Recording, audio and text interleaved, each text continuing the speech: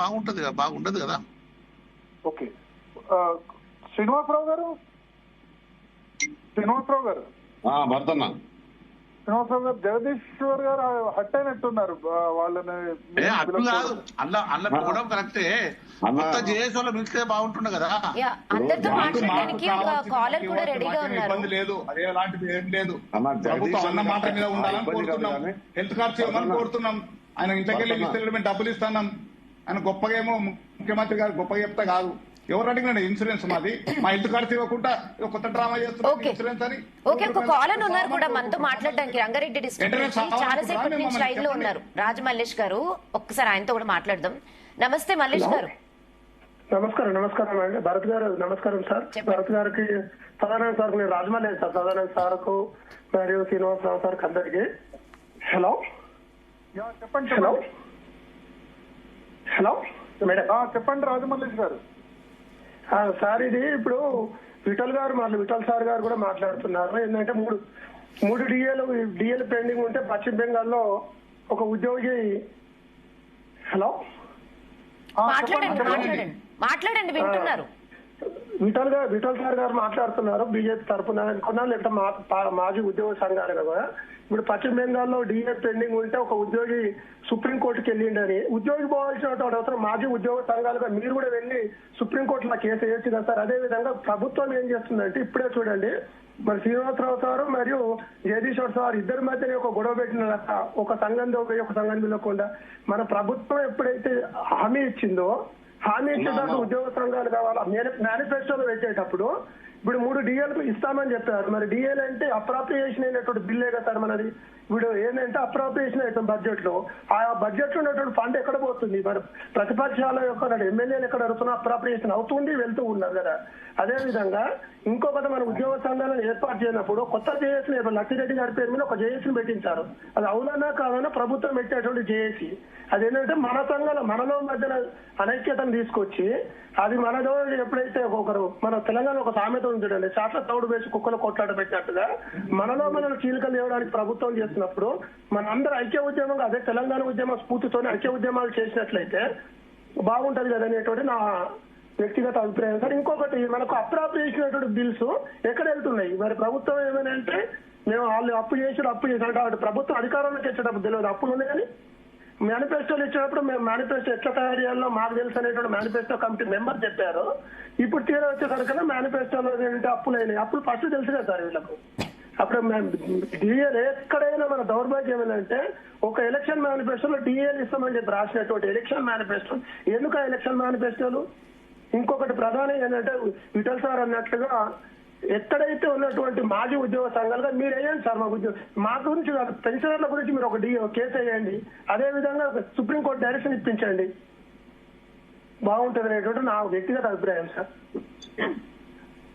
అన్నా, ఒకటి జేఏసీలో జగదీష్ అన్నకో మాకో ఎటువంటి భేదాభిప్రాయాలు లేవు. జగదీష్ అన్నమాట కూడా వాస్తవమే. ఇది ఏదైనా జేఏసీ చైర్మన్ గా అన్నకి ఎక్కువ రెస్పాన్సిబిలిటీ ఉంటుంది. అడుగుతారు, 1 డిఏ ఏందన్నా 4 డిఏలు ఇప్పియాలా, హెల్త్ కార్డు సంగతి ఏందనేది. తెలంగాణ గెజిట్ అధికారుల సంఘం అయినా టీఎన్జిఓస్ అయినా చైర్మన్ గా అన్నకి ఎక్కువ బాధ్యత ఉంటుంది. ఇక్కడ విడదీయటాలు విడిపోవటాలు ఏమి లేవు, అందరం కలిసే ఉన్నాం. కాకపోతే ఇది ఇచ్చేటప్పుడు అది ఇప్పుడు అన్నట్టుగా ఇన్సూరెన్స్ అనేది మా నోటీస్ లో లేదు.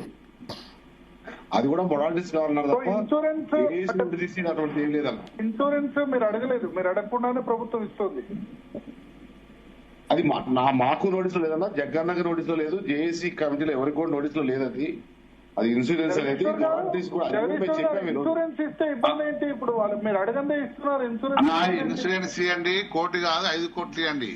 మాకు ఎక్కడ తెలియదు. మాకుండా మేము హెల్త్ కార్డు విషయం మాట్లాడుతుంటే ఇన్సూరెన్స్ వచ్చిందని అంతకుముందు సింగరేణి ఎంప్లాయీస్ కానీ తెలుసు మాకు. వాస్తవానికి ఇన్సూరెన్స్ ఒక ఇస్తే మమ్మల్ని కూడా పిలిచి చెప్పచ్చు కదా. ఇప్పుడు జేఏసీ చైర్మన్ గా నేనున్నా, మాకు చెప్పచ్చు కదా. ఆయన సెక్రటరీ జనరల్ ఉన్నారు, ఇద్దరు కలిసి పిలిచి చెప్పచ్చు, లేకపోతే జేఏసీ పిలిచి చెప్పచ్చు కదా. డైరెక్ట్ మేమే ఇస్తున్నాం, మీరు ఎవరు కోరుకోకుండా ఇస్తున్నాం అంటే మేము కోరుకున్నాం మేమేని.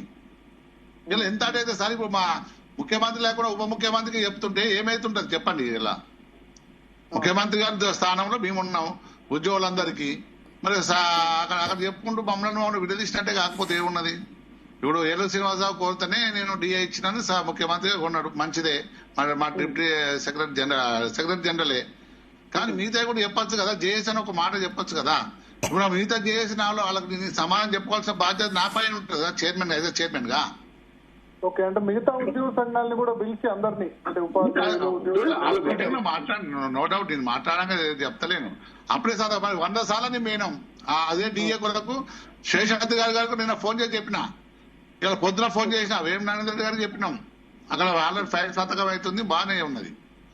ఇలా ఇప్పుడు ఏమున్నది, ఇప్పుడు ఆ స్కోరింగ్ లో వచ్చిస్తుంటే ఉద్యోగం చేసి పరిస్థితి ఇంతకుముందు ఆయన చెప్పినట్టున్నాడు, ఓడి సంఘం లచ్చిరెడ్డి వచ్చిందనే. వాస్తవానికి అట్లే అనిపిస్తుంది కదా.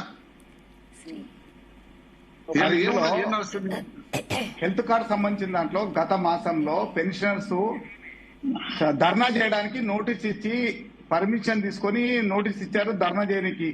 జగదీశ్వర్ గారు వాళ్ళని పిలిపించి వాళ్ళందరితో పెన్షన్ కూర్చోబెట్టి కల్పించి మన రాష్ట్ర ప్రభుత్వ ప్రధాన కార్యదర్శి తీసుకువెళ్లి వాళ్ళతో ఒప్పించి వెంటనే మీ హెల్త్ కార్డ్స్ ఇస్తాను చెప్పించి ఒప్పించి విత్డ్రా చేపించిండు. ఏం చెప్పాలి వాళ్ళకి, ఏం సమాధానం చెప్పాలి మా చైర్మన్ గారు? ఎవడో భారత్ గారు ఎన్నికలు ఉన్నాయి, సర్పంచ్ ఎన్నికలు ఉన్నాయి, మీరు అట్లా చేయకూడదు. ప్రభుత్వాన్ని మీరు ఎవరి కొరకు ఆయుధం అవుతున్నట్టు అనిపిస్తుంది. మీరు అటువంటి చర్యలు చేయకూడదు. చీఫ్ సెక్రటరీ గారి ఒప్పించి చెప్పించిన హెల్త్ కార్డ్ వస్తుందని. ఇంకెందుగా 186 జీవో తీసేది కదా, అదే జీవోని ఇంప్లిమెంట్ చేస్తే అయిపోతుంది. మళ్ళా ఇంకా యూసేజ్ ఎందుకు, మాది ఎందుకు? ఆ రోజు ఆల్రెడీ ఎన్నోసార్లు 100 సార్లు మాట్లాడినాక మీటింగ్లు అయిన తర్వాతనే జీవో 186 తీసుకొచ్చాం, దాన్ని ఇంప్లిమెంట్ చేస్తా అని చెప్పింది భట్టి గారే, చెప్పారు డిప్యూటీ సీఎం గారే. అసలు దేనికి లేదు, మళ్ళీ రెడ్ హ్యాచ్ మొదలు పెట్టినట్టు మా పరిస్థితి బాగున్నది. ఇప్పుడు ఇవాళ మాకు రేపటి మా పరిస్థితి చూడాలి. ఇక మా జేఏసీ నాయకులు చూడాలి, మా బతుకు చూడాలి, మా టీఎన్జీ జిల్లా ప్రేజర్లు చూడాలి. ఇలా మా పరిస్థితి ఎట్లా ఉందో చూడండి. ఇక ఓకే, ఇంకో కాలర్ ఉన్నారు, మాట్లాడదాం. శ్రీమేష్ గారు రంగారెడ్డి డిస్ట్రిక్ట్ నుంచి. ఎస్ శ్రీమేష్ గారు చెప్పండి. నమస్తే.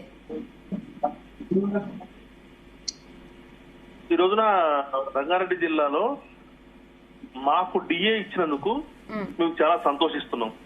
ఎందుకంటే సీఎం రేవంత్ రెడ్డి సార్ మాకు ఎంతో అనుకూలంగా ఉన్నారని మేము భావిస్తున్నాం.